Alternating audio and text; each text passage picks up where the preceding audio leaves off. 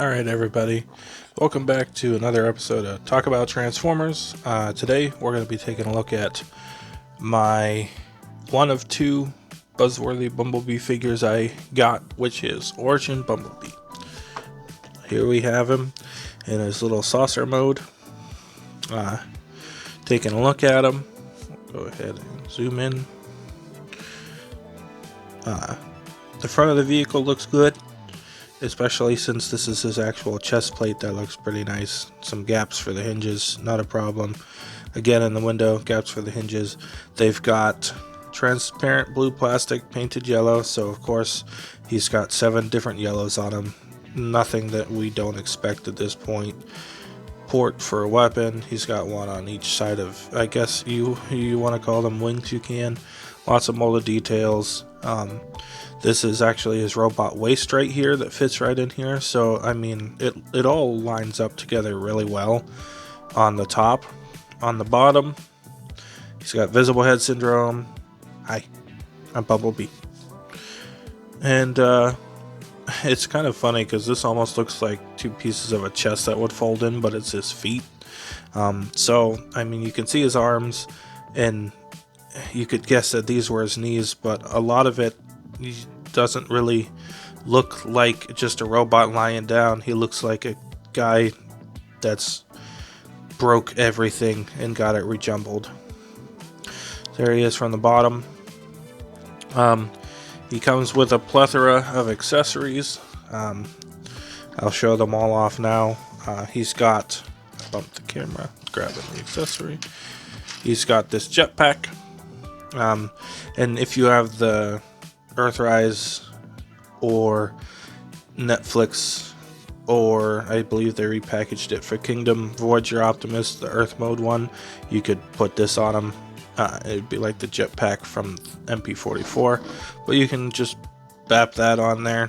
It looks ridiculous, but it's something.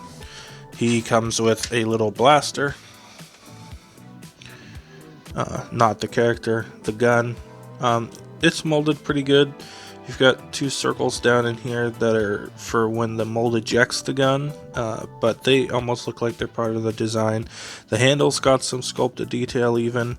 It's blast effect compatible by the end of the gun, the way it looks. But I don't have any, so he's got his gun. And since he's got his jetpack on, we'll just give him his gun here. Oops. That was my fault. I will support you now. There we go. So he's super boosted and ready to shoot. And then his other 5 accessories are all these little clear orange beams of plastic. They're energy rods or something. I've not watched the original cartoon to know exactly what they are. They've got big hollow spaces. Put 4 of them down. Big hollow spaces on each end. And then they're just, I'm assuming they're 5mm across, but since the ends don't come off or anything, you can't really put them in anyone's hands. They just have to kind of tuck them under their shoulder. These things are a nod to the first episode, as far as I've come to believe, and they're my favorite color, but other than that, they're useless. I threw them in a bin. I'm not going to show them in robot mode either. They're on the docket. They got reviewed. I'm actually going to put them right back in the drawer they came in. There they go. Alright, we'll go ahead and since that's it, we'll go ahead and get into size comparisons. Alright, starting off the size comparisons, we have the Rubik's Cube. As always, the cube. We have our Gora Magala statue here. So there you go. We've got MPM7 Bumblebee for your Masterpiece Beetle comparison. Move my chair. My knee was hitting the table my camera's on. For deluxe comparison, this is the only other Buzzworthy Bumblebee figure I've got, and it's the Camaro. I had the original Studio Series 1, and I ended up giving that to my friend John, and then they came out with the clunker that had the metal bar that helped his backpack stay together. And then I never got that one. I didn't have the money at the time. And then this came out, and it looks pristine, like the original Studio Series without the rust, but it has that bar fix that the clunker had so that the roof stays on. So I was like, I'll pick this up. And it came with like a little Charlie figure and stuff. So in my Cyclonus video, I said I would do a figure with this Bumblebee to make it more special. We decided that I'm just going to review both my Buzzworthy figures on the same day. That's what I'm going to do. So his review is going to be coming up shortly. Maybe I'll release this one at like noon like usual, and then I'll release this one at 1. So anyway, that's it for vehicle mode comparisons, so we'll go ahead and get him transformed. It's been a minute since I transformed him, so forgive me if I do something out of order, but what I believe I like to do is to start off by unclipping his wing here. There is a slot, it's not just resting under the side of him. Unclip his wing, and then you can fold it up to the side, and then there's a hinge so that this part will fold and collapse in. Excuse me. It doesn't tab that I can see. It just fits together really snugly, and the friction between this section and this circular section kind of holds it into place, so it's not just going to fall apart. You have to actually brush it apart. So again, on the other side, untab it, rotate it up, fold this out, and then this is actually a double hinge. So when we folded the first fold, we did the hinge connecting the body to the rod. Now we're going to do the hinge connecting the component to the rod and fold those down in like so. Then we can put our middle fingers, whatever you want to use, just put 2 fingers under the front section and hold on to these 2 parts with your thumbs to pop it up, and we'll just pull it out on its double hinge for now. We'll go ahead and there's a tab on this panel that goes up under the waist piece, and there's tabs that plug the panels together. So go ahead and just disengage those, and it'll pop those up, and then you can rotate his leg out. This little area here, gap, whatever you want to call it, will fit over this in vehicle mode, but they don't really peg together here. It just kind of relies on the back and all this fitting around each other to stay in place, which is why this panel doesn't line up with that perfectly, because they don't actually peg in. There's a tab here, but it's not strong enough to clip into that without the resistance and stress of everything coming together to pop it up. We'll go ahead and pull his other leg out, and we'll finish his legs. So we'll rotate them fully out, and then rotate them forward, because the black is the front, and then his feet are on double hinges. There's a tab. Let me see if I can show you it. Oh, I ripped it off. That'll make it easier. There's a tab that goes up under there, and this is just friction, so it pops right back in. So no harm done, really. So we'll rotate his feet on these double hinges, and then that'll allow us to use the ankle rocker to straighten his foot out. Then on the back of the leg, you've got a little tab right here that's going to go into that notch, and it's wibbly because this is on a ball joint, but it'll stay in place good enough. So again, on this side, we'll go ahead and show you from the back, just straightening his foot out, then tabbing this in. So there we've got his legs transformed. What we're going to do is we're going to separate his arms and rotate them at this hinge at the shoulder so that they are out of our way. And that will allow us to rotate his waist around, because we could not do that with the arms in the way. So his waist is rotated around. We can go ahead and pull his hands out right now while we're working on the arms, so they just fold out. And then we'll work on his chest and then his backpack. So this is his, oh, you can't see. This is his stomach area right here, so we'll fold his chest up so that way it's in line with that. Rotate it all past his head, and then it'll all sit in. There's these black tabs here, if you can see them. Let me get my flashlight on. Yes, these black tabs will go into notches on the back of his chest plate, so it'll all just fit together like that.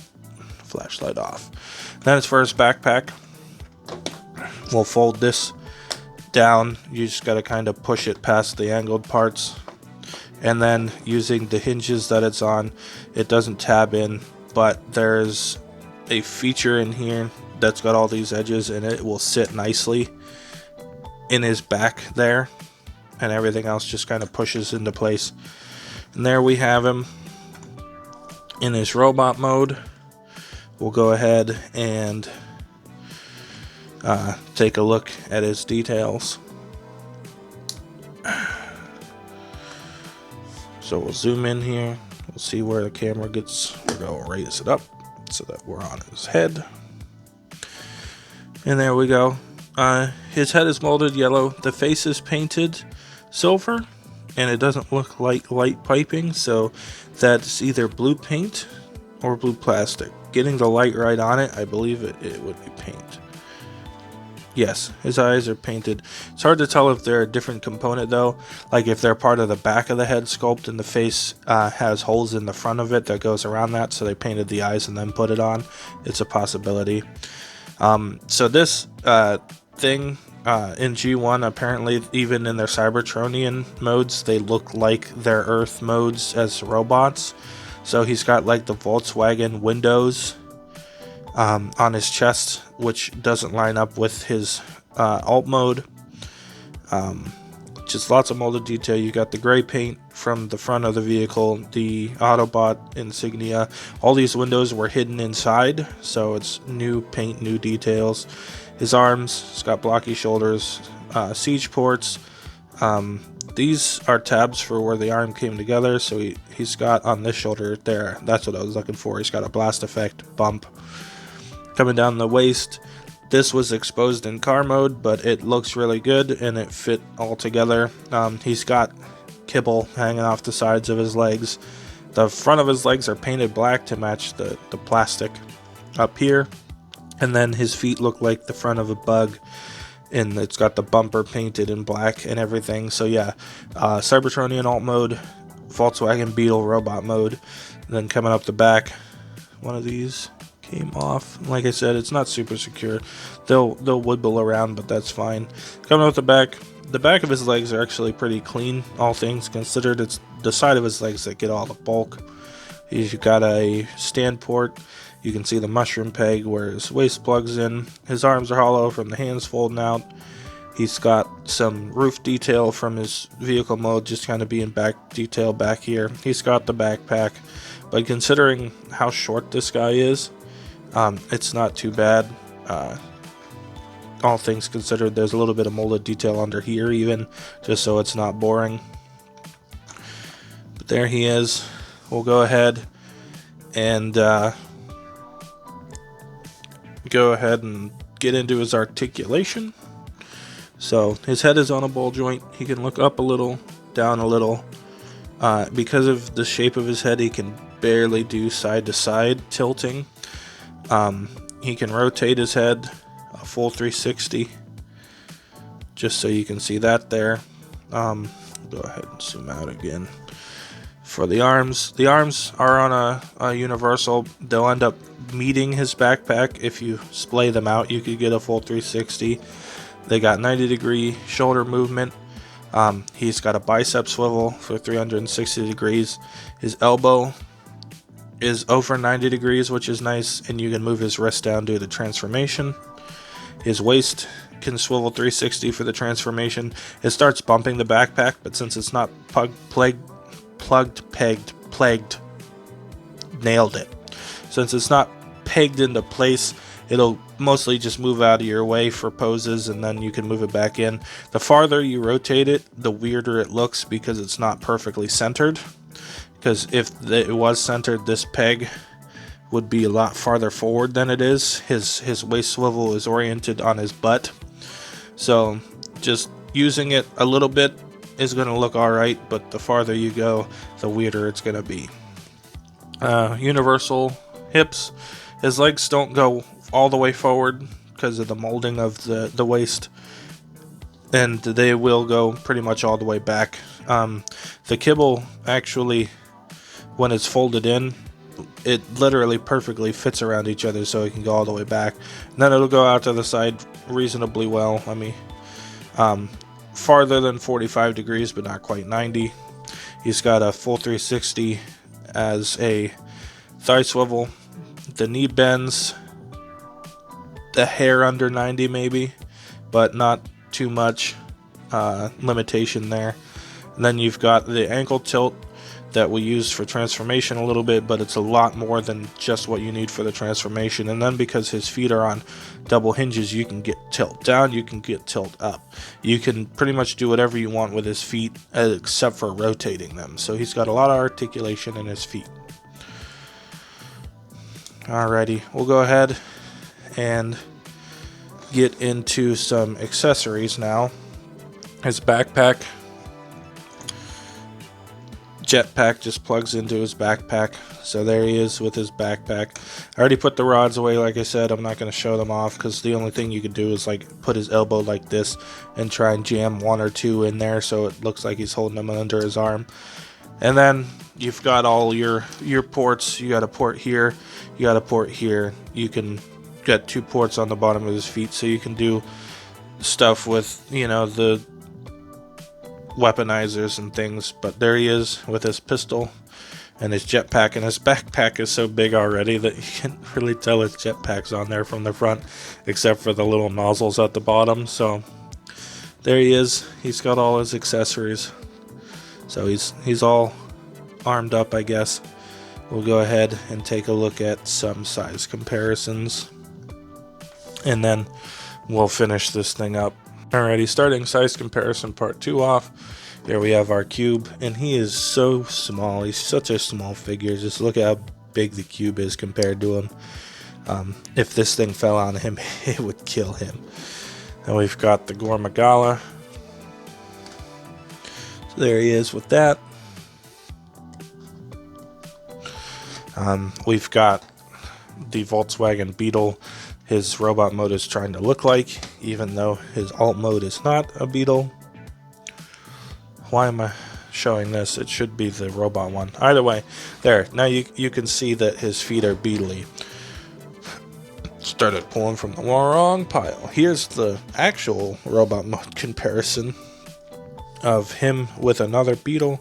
Obviously, this Beetle has the hood on the chest instead of on the feet, so they're going to look different. But what's fun about this is this being a faux chest, his actual hood is in his feet still, so it's Bumblebee movie accurate and G1 accurate. So, you know, there's that.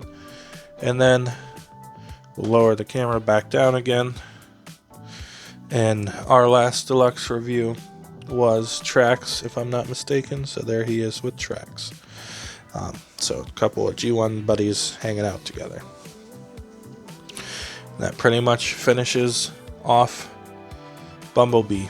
So my final thoughts on Bumblebee, or as I've called it before, wrapping it up. It's got kibble. There's no way around it. And if you don't like kibble, you're not going to like this guy. But considering that his robot mode does not resemble his alt mode whatsoever, because it's going for a Beetle look from the cartoon, I think they did a pretty good job. A third party or knockoff company could probably come in and make more panels on this to make it collapse better, and someone could probably make some way for the leg kibble to do something else, maybe actually become part of the feet. But as far as a $20 guy in the main line, I think they did a pretty good job on this, if you compare them to the price point. If this was a figure that was $60, that's like a legend scale that like a third party company made, I would have just laughed at it and moved on. But for what it is, I think it's fine. So sometime shortly after this video goes up, I'm going to have my other Buzzworthy Bumblebee figure go up, just because I messed up, so now there's going to be 2 deluxes in one day. I was thinking about doing something from Netflix, like the tape Soundwave, and then I was like, oh yeah, while I was trying to find his weapons, I remembered I had another Buzzworthy Bumblebee, so I'll show him off with, Charlie and all that, and so that's coming up. And so I'll see you very shortly, and then after that video is done, I'll see you next time.